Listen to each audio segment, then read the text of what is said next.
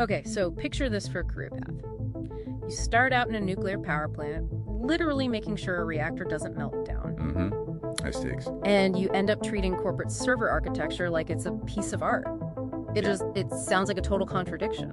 It does, but when you dig into Alqubit IT Services and its founder, Borislava Tatchev, you realize that trajectory is kind of the whole point. So that's what we're looking at today, how that high-stakes engineering discipline turns into a philosophy of IT as an expression of art. Yeah, how those two worlds connect. We have to start at the Kozloduy nuclear power plant. It's 1987, and Tatchev is working on the safety systems for the fifth reactor. And you really have to understand the context there. Yeah. In a reactor, you don't just, get to patch your software on a Tuesday. Right. Uptime isn't a goal, it's a survival requirement. Exactly. It's a zero failure mandate. It forces a mindset where you see the entire system as a delicate, interconnected ecosystem. You aren't just fixing bugs. She then takes that intensity into the 90s, but makes this huge pivot into digital audio systems at Denon Professional. And that's where the art part of the equation really comes in.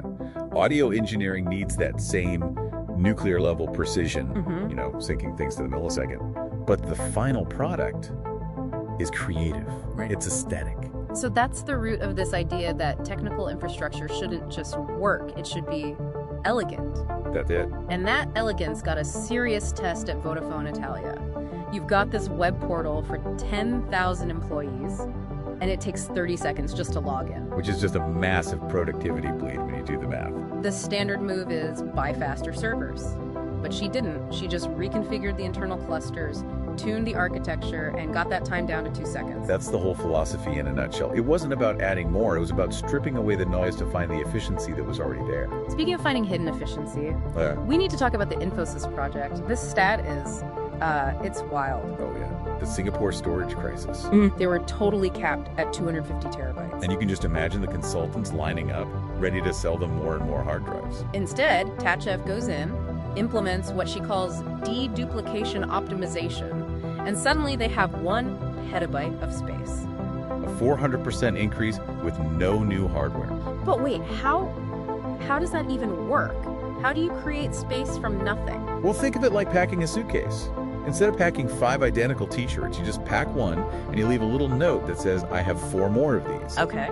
The system scans for all the duplicate blocks of data, keeps only 1 unique copy, and then just uses printers for all the others. She literally reorganized the data to create space. Which ties right into the Alqubit motto, certainty, not miracles. It's about being realistic, minimalist, efficient. It's a direct shot at what we call software bloat, the tendency to just solve problems by adding more layers. Her approach is subtraction. And they're applying that on the macro level too. I saw they've shifted from being cloud first to cloud smart. That's a huge industry trend right now. For a while, everyone just dumped everything into the cloud. Right. Now they're realizing, wait, that's really expensive and you lose a lot of control. Cloud smart is about being strategic, a hybrid approach. You keep the heavy stuff on premise where it's cheaper and faster, and use the cloud for what it's best at. That goes right back to that nuclear discipline. Yeah. Control, resilience. Okay, so now we get to the weird part. If IT is an art form, then how you present it has to match.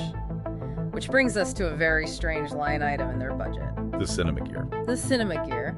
They invested around 13,000 euros in Blackmagic cameras and DaVinci Resolve. This is professional filmmaking equipment for an IT firm. I know it sounds completely extravagant, but for her, it's about congruency. If the back end is elegant, the front end communication can't be an ugly PowerPoint. So they use this gear to create, high-end business content. Exactly. It bridges that gap between a dry technical roadmap and, an emotional brand story. It tells the client that the same precision in the server rack is being applied to everything they see. It kind of kills that old stereotype of the IT guy in the basement who can't talk to anyone in marketing. It unifies the whole stack. So when you look at the whole picture, Alqubit stands for resilience by design.